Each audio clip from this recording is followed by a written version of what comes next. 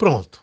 Chegou a hora da gente fazer um inventário das vantagens da aprendizagem invertida para a gente poder responder a pergunta: o que é que eu ganho se eu adotar essa outra maneira de trabalhar a aprendizagem com os meus alunos? O primeiro ganho já foi percebido logo no início com os pioneiros da chamada sala de aula invertida, que foi o primeiro nome que a aprendizagem invertida recebeu lá na primeira década desse século. Lembra da história que eu contei sobre os dois professores de química, John Bergman e Aaron Sams? Pois ali, logo no início, eles constataram que a aprendizagem invertida estava ajudando os alunos a suprirem suas lacunas de aprendizagem. Primeiro, aqueles que perdiam aulas para participar de campeonatos ou festivais. Sem a aprendizagem invertida, eles ficariam sem aprender o conteúdo ensinado enquanto estavam fora representando a escola. Com ela, esses alunos puderam prosseguir aprendendo mesmo nessas condições, mesmo perdendo aula. Mas também algo acontecia com seus alunos, com os colegas, né, que estavam em sala e não perderam aquelas aulas. Eles também procuravam os vídeos para entender melhor o que não tinham ainda entendido na sala. Aí depois, quando Bergman e Sams resolveram inverter tudo, eles perceberam que daquele novo jeito, os alunos com mais dificuldades com a matéria, aqueles alunos para quem química era uma coisa mais difícil de entender e de aprender, esses alunos podiam receber do professor mais atenção, mais apoio e assim conseguiam ir superando essas dificuldades. Pois essa experiência desses dois pioneiros que praticamente lançaram o movimento da aprendizagem invertida passou a ser, nos anos seguintes, a experiência também de, a princípio, centenas, depois milhares e atualmente centenas de milhares de professores em todo o mundo e aqui no Brasil também.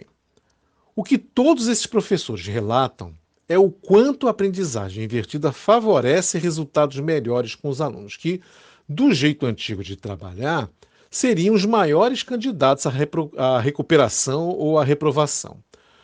Os alunos que não teriam maiores dificuldades para aprender química do jeito tradicional continuam aprendendo bem com a aprendizagem invertida. E ainda com uma vantagem. Como na sala não tem mais aula expositiva e, com isso, a organização do espaço pode ser outra, com os alunos se sentando em grupos, esses alunos passam a ser procurados pelos que têm mais dificuldade. E, ao tentar ajudar o colega, eles acabam reforçando a sua aprendizagem, conquistando um degrau a mais de domínio sobre aquele conteúdo. Ou seja, a aprendizagem invertida acaba sendo bom para todos, tanto para o aluno em dificuldade quanto para o aluno mais avançado, o tal do CDF. Logo nos primeiros anos, pesquisas já estavam mostrando que nas escolas em que a aprendizagem invertida começava a ser adotada de forma mais ampla, em várias disciplinas, as notas dos alunos melhoraram. As médias de notas das turmas subiram. E mais recentemente, em diversos países, esse fenômeno também foi observado e pesquisado. Principalmente as notas mais baixas mudam de patamar. Isso explica um outro fenômeno observado também desde quando a aprendizagem invertida se chamava sala de aula invertida e era praticada ainda por poucas centenas de docentes. Quem muda para a aprendizagem invertida não quer mais voltar a trabalhar do antigo jeito. Por quê? Porque os resultados obtidos produzem uma sensação de realização profissional bem maior. Você sabe, o magistério é uma das profissões mais mal pagas do mundo em qualquer moeda.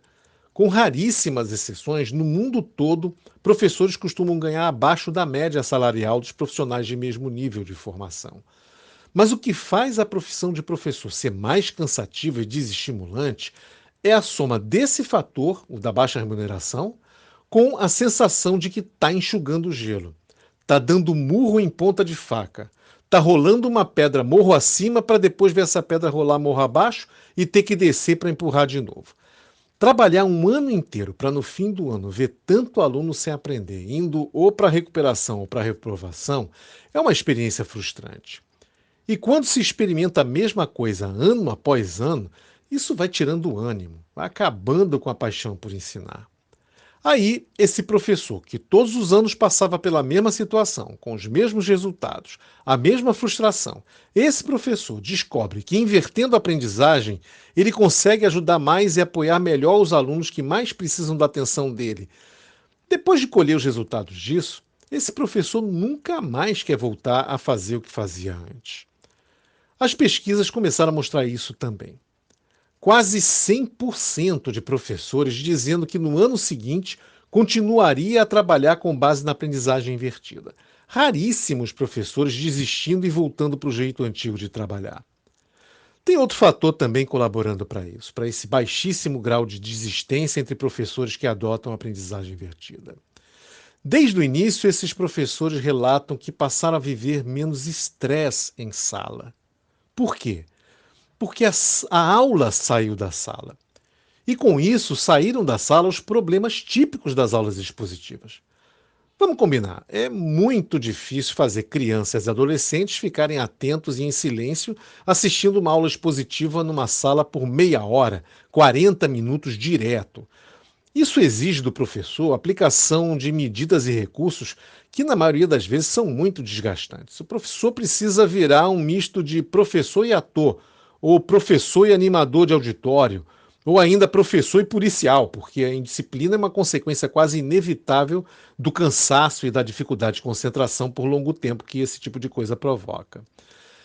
A gestão e o manejo da aula expositiva cansam muito, estressam o professor, contribuem para o chamado burnout, a síndrome de esgotamento e fadiga física, mental e emocional que acomete um número grande de docentes, especialmente nas escolas de ensino fundamental e médio. Isso tudo evapora no ar quando a aula deixa a sala. Claro, é outra situação que se instala na sala com a inversão e que exige outro tipo de gestão e outro tipo de manejo, mas que fica facilitado pelo fato de não precisar interromper a aula para divertir um aluno, por exemplo, e de poder ir cirurgicamente junto ao aluno, digamos, mais apimentado, aquele que mais perturbava uma aula expositiva, e ter com ele uma conversa direta, sem que com isso interrompa o que os outros alunos estão fazendo. Mais realização por ver acontecer mais aprendizagem, mais e melhores resultados com os alunos, e menos estresse, menos desgaste, sobretudo menos desgaste emocional.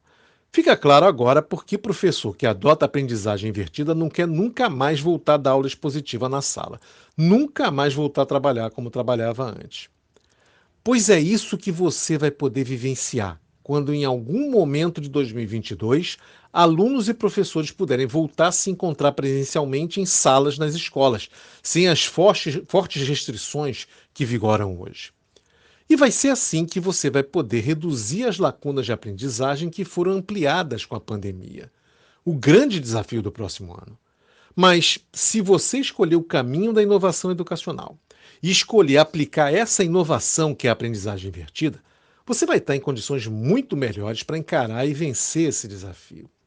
E isso vai ficar ainda melhor, com resultados mesmo superiores, se você seguir o caminho seguido pela maioria dos professores que adotaram a aprendizagem invertida e partir para a chamada segunda inversão. Sim, tem uma segunda inversão que leva a conquistas e avanços ainda maiores.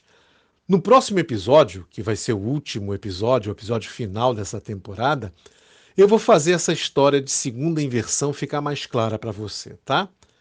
Vamos lá, fechar essa temporada com a cereja desse bolo, a chamada aprendizagem invertida para o domínio. Vamos lá!